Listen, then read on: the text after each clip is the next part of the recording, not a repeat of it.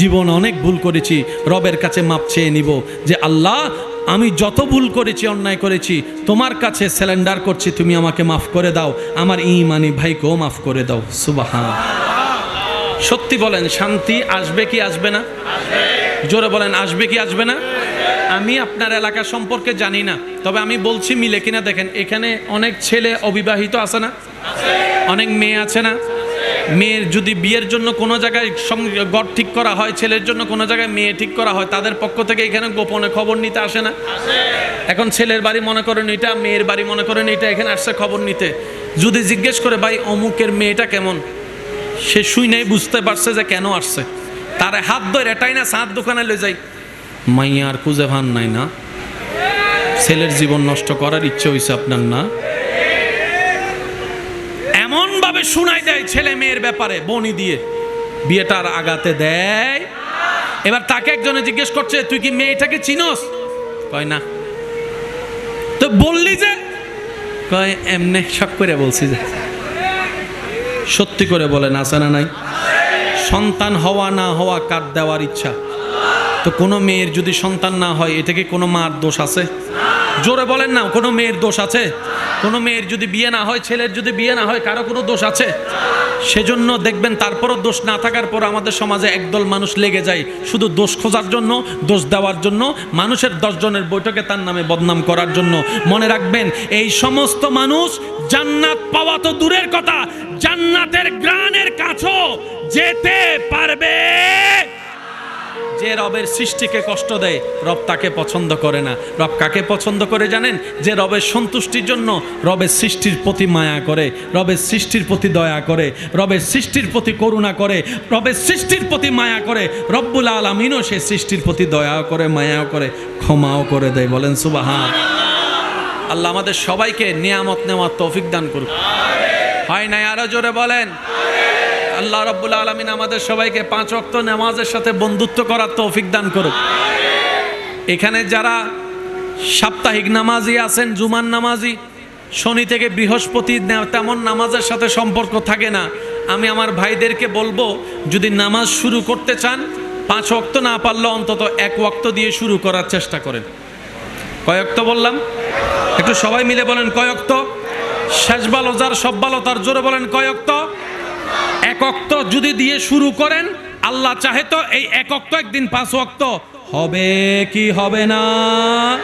আল্লাহ চাইলে তাহাজ্জুদ হয়ে যেতে, জোরে বলেন তাহাজ্জুদ হয়ে যেতে।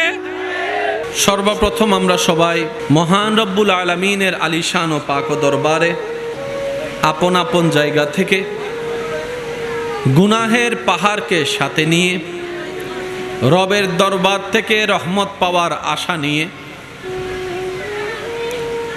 গুনাহ মাফ করার নিয়ত নিয়ে রবের দরবারে শুকরিয়া আদায় করে একবার বলি আলহামদুলিল্লাহ। আমার মনে হয় আওয়াজটা আর একটু বড় হতে পারে, দেখি আরেকবার বলেন আলহামদুলিল্লাহ।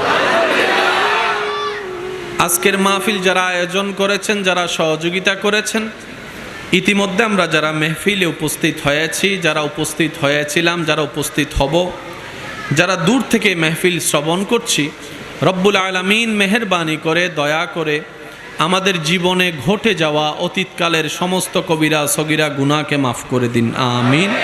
রব্বুল আলামিন মেহেরবানি করে আমাদের মা বাবার গুনাহকে মাফ করে দিন, আমিন।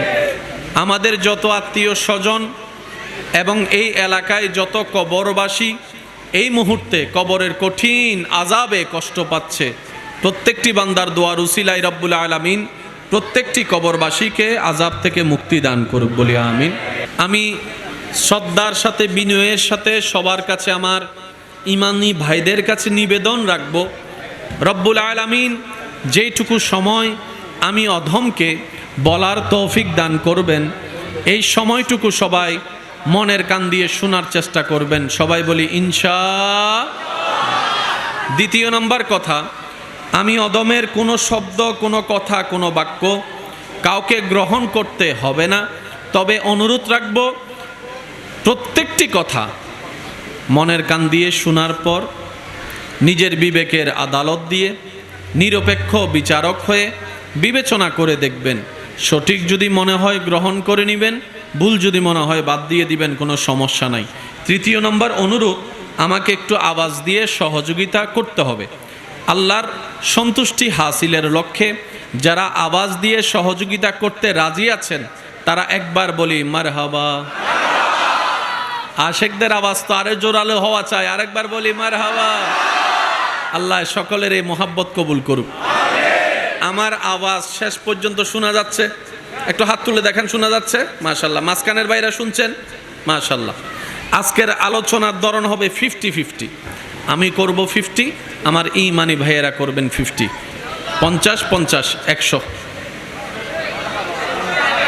চলবে? চলবে?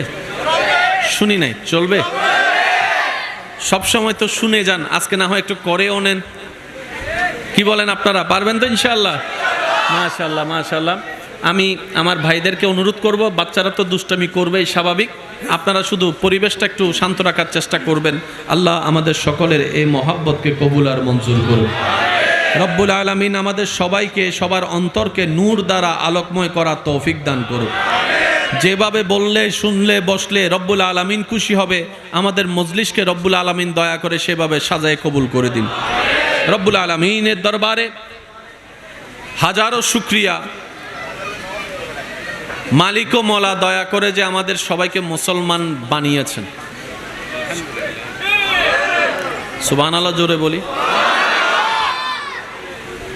গরু ছাগলের দলে না বানিয়ে মানুষের দলে রেখেছেন। ওনাদেরকে একটু, ওই ভবিষ্যৎ প্রধানমন্ত্রীদেরকে একটু ওদিকে পাঠাই দেন। ওদিকে, মাশাআল্লাহ। আল্লাহ পাকের দরবারে মন খুলে একবার শুকরিয়া করি, আলহামদুলিল্লাহ। মাইকের আওয়াজ আজকে যতটুক যাচ্ছে, যে যেখান থেকে শুনতে পাচ্ছেন গভীর মনোযোগ। যারা পৃথিবীতে শান্তি চান, যারা শান্তিতে ঘুমাতে চান, যারা পরকালকে আলোকময় দেখতে চান, যারা ইজ্জতের জীবন চান, আজকের আলোচনা হবে তাদের জন্য। আর একটু জোরে। একটা কথা মনে রাখবেন, মাথায় রাখবেন, রবের রহমত যদি আপনার সাথে থাকে, ধাও দাও করে জ্বলা আগুনটাও আপনার জন্য নিয়ামত হয়ে যাবে।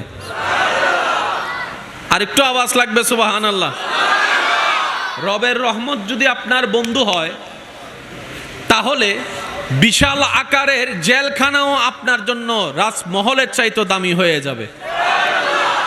রবের রহমত যদি আপনার সাথী হয়, ডাক্তারের চোখে দেখা হাজার বড় বড় রোগের সংবাদ আপনার জন্য শান্তির ঘুমের আয়োজনের ব্যবস্থা হয়ে যাবে। আমি চাই যত নড়াচড়া কম হবে, আমি বলতে তত স্বাচ্ছন্দ্য বোধ করব। শুধু আমি না, আমার জায়গায় আপনি হলে আপনিও একই কথা বলতেন। কারণ আওয়াজ আসলে, নড়াচড়া হলে যে কোনো কারো মাইন্ড নষ্ট হয়ে যাওয়া স্বাভাবিক বিষয়।